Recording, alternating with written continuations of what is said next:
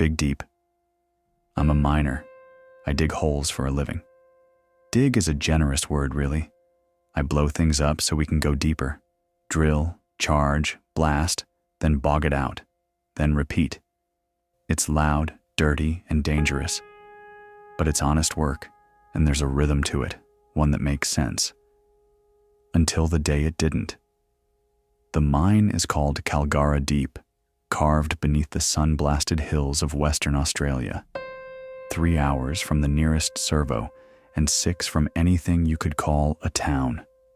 It's not on any tourist map, just a dot behind a red dirt road lined with scrub and ghost gums, baking under the kind of heat that feels like a punishment. Above ground, there's nothing but flat country, shimmering mirages, and the low growl of land cruisers kicking up clouds. Below, it's another world entirely, black, hot, pressurized, like working inside the lungs of a sleeping beast. The decline spirals down like a corkscrew, levels branching off like arteries. On the walls, streaks of ironstone and quartz run like veins, whispering of wealth. But all I see is rock. Rock that hates us. We live in its shadow, day in, day out. The walls we drill into are older than time, but they shift and breathe when they think we're not looking. Miners don't talk much about it, but we all feel it. The weight of the mountain above, the way it presses down on your shoulders, the way the ground moans when no one's talking. The crew, well, they're part of the mine too. Worn, thick-skinned, most of them. Sun-cracked knuckles, tattoos faded by lime dust and sun. We come from everywhere. Kalgoorlie, Perth, Darwin, Broken Hill. Some from Zimbabwe, the Philippines, Fiji. All of us pulled in by the promise of cash and a kind of brutal peace. Down here, nothing matters except the job. It's simple, honest. It's the deep. It started like any other swing. 7 on, 7 off, 12 hours at a time. I'd had my coffee on the bus in, made the usual groggy jokes with the crew, and geared up for the pre-start. Another day, another meter into the rock. No shortcuts, no shit. This wasn't my first rodeo. I've been charging faces for over a decade. You get a feel for the place after that long. The way the ground breathes, the way it creaks and pops when it's restless. That morning felt normal, almost too normal. The kind of quiet you don't notice until later when you're trying to remember what warning signs you missed. The headings were deep, past 1,000 meters. Hot, humid, still. My offsider, Davy, had cracked a joke about the air being thick enough to drink. We were loading up the cut at the end of the 5,065 decline, getting ready for the next blast. The drillers had done a clean job. I was priming the holes while Davy stood back, leaning against the wall and fanning himself with his helmet like an idiot. "You reckon if we keep going down, we'll pop out in China?" Davy asked, grinning through the dust. I slid a booster into place and didn't look up. "We'll hit hell first." He flicked a bit of rock off his glove and leaned back against the wall. "You ever think we're not meant to be down here?" I glanced over. "What, spiritually?" "Nah," he said. "Biologically. Evolution and all that. We've got fur, lungs, daylight eyes. We're built for the surface." I wiped sweat from my eyes and smiled. "Speak for yourself. I reckon we're cockroaches. We'll outlast everything." He let out a short laugh, and I joined him. It wasn't really a joke, but sometimes down here, you laugh to keep your hands steady. By mid-shift, I was heading back to the charge-up ute to grab more leads when I felt it. The ground didn't rumble. It lurched, like something beneath us had rolled over in its sleep. My knees buckled and I hit the wall, arms outstretched. Dust dropped from the backs and ribs like flour off a sieve. The lights flickered, once, then held steady. The hum of the vent fans dipped in pitch for a second, like they were choking, Davy radioed me immediately. "What the hell was that? You feel that?" I did. And I didn't answer right away because I was waiting, listening for the aftershock. You get little shifts underground all the time. Some you feel, some you don't. But this was something else. "I'm heading to the refuge chamber," I said, already turning on my heel. "Get moving." Refuge chambers are lifelines down here. Sealed, pressurized shipping containers stocked with air, water, and food. They're what you run to when everything else goes to shit. And on that day, everything was starting to smell like shit. I reached the chamber before the second shift hit. This one wasn't a lurch. It was a roar. The walls groaned like a sinking ship. Somewhere up the drive, I heard rock shearing, snapping, like bones under strain. I slammed the chamber door shut, twisted the handle, and felt the chamber pressurize around me. Safe. Or at least, that's what I told myself. I sat, waited. And in that silence, I realized something. This place, this metal box buried a kilometer underground. It remembers things. The scratched initials on the wall, the tally marks carved into the edge of the bench, the corner where someone drew a heart and a date. M+C, 2021. All little echoes of people who've waited here before, not knowing if they'd ever see the surface again. Time does weird things in a refuge chamber. The chamber's small, maybe 4 meters across. Pale walls, a metal bench, oxygen cylinders stacked like spare coffins, a scrubber that hisses and sighs, a manual on the wall with cheerful diagrams and color-coded instructions that assume you're calm and not seconds from losing your mind. There's no natural light. The air is dry, recycled, slightly metallic. At first, I kept busy. I radioed control, checked supplies, monitored the CO2 scrubber. But when I stopped moving, my thoughts started. It wasn't supposed to happen this way. I think that's when the mind became a person to me. Not just a job site, a presence, a memory keeper, a judge. It knew me.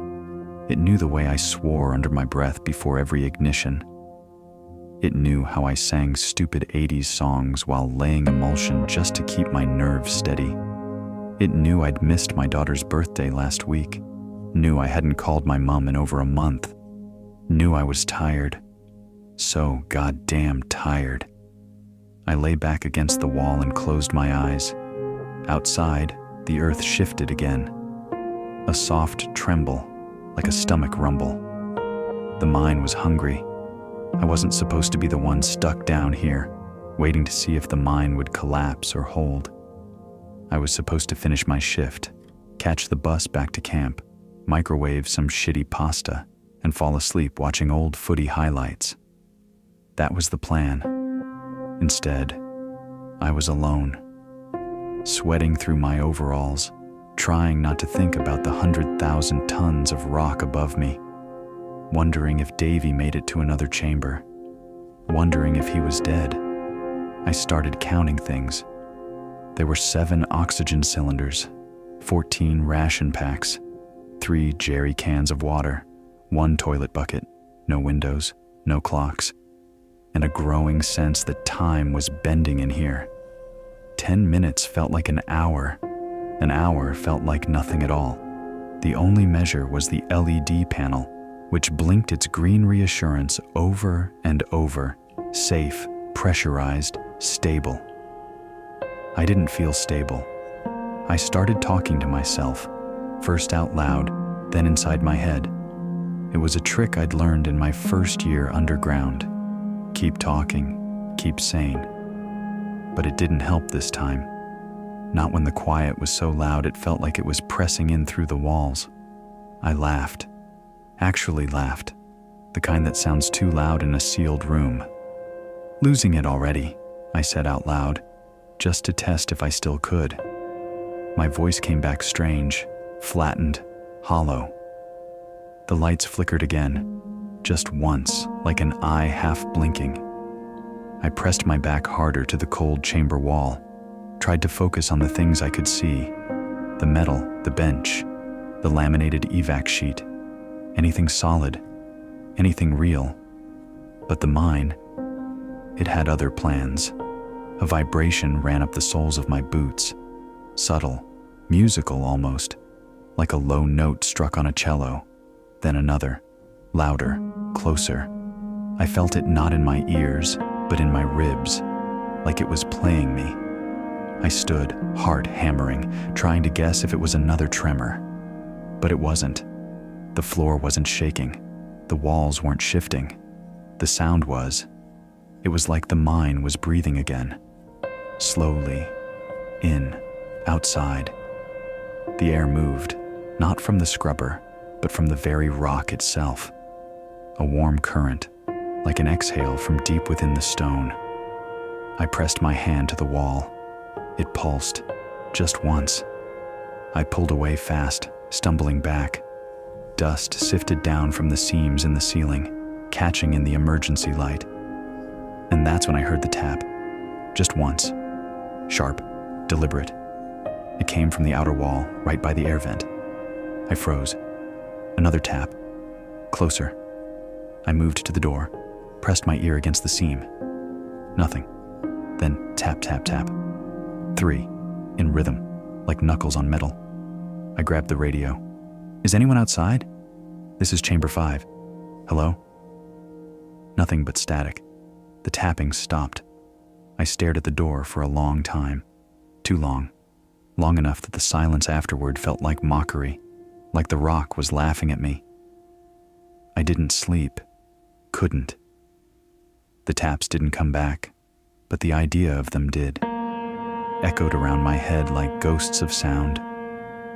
Maybe it was the air getting to me. Maybe someone else was outside, trapped, lost, dying. Maybe I was the one who didn't make it out. And this was what the afterlife looked like. Metal walls, stale oxygen, and the creeping certainty that none of it mattered. I don't know how long it had been, but suddenly I heard it again. The tapping. But this time it was different. It was faster, aggressive. The light changed. Tap, tap, tap. And then I heard footsteps, not boots on metal, bare feet on stone, deliberate, slow, coming from inside the mine, from the sealed corridor beyond where the door stood firm. That was when I stopped thinking like a miner, stopped thinking like a man, started thinking like part of the place, like a cell in a body that had decided to grow around me. Like a cockroach. The footsteps stopped just outside where the door should be. Silence. Then, tap, tap, tap, a voice, low and calm, that didn't echo but landed directly in my chest. You came too deep. I backed away, heart clawing at my ribs. Who's there? I asked, though I didn't want an answer. You don't remember, it said, but the mind does. It remembers everything you bury. Tap, tap, tap, he blinked, rubbed my eyes. When I opened them again, the door was gone, not blown open, not caved in, just gone, replaced by a solid, seamless rock wall. No seam, no handle, no escape. Tap, tap, tap. Thick cracks appeared in the bare stone wall. I saw movement, shapes forming in the rock, pressed faces in the ore, hands reaching through seams in the stone. They weren't ghosts exactly, more like fossils trying to come back. One of them looked like Davy, one looked like my father, one looked like me. The mine was showing me things, all the things I'd buried, arguments, accidents. That one time I skipped checking the heading bolts to catch smoke early. The lie I told to keep the bonus. The way I joked when that kid got airlifted out after the charge misfire. My regrets were etched in these walls, preserved in strata-like core samples. And the mine was reading them. The voice came again. Do you want out? I didn't answer. Dig. I don't know how long I was down there before the rescue crew arrived. Could have been 5 hours. Could have been 20. When the chamber door finally opened. The light from their helmets was blinding. Asterisk, they told me I was lucky. Said the geo event collapsed the main haulage drive. Some didn't make it to chambers in time. Asked about Davy when I reached the surface. They found his helmet. Nothing else. Like the mine swallowed him whole. Management called it a displacement event. Said he was likely buried beneath 20 meters of rock. No chance of recovery. I didn't argue, just nodded. They didn't mention the tapping. Neither did I. Am back on shift now. Few weeks later, same cycle, same crew, short a few names. But sometimes, when I'm loading charges alone, I catch myself listening to the silence again, just in case it taps back.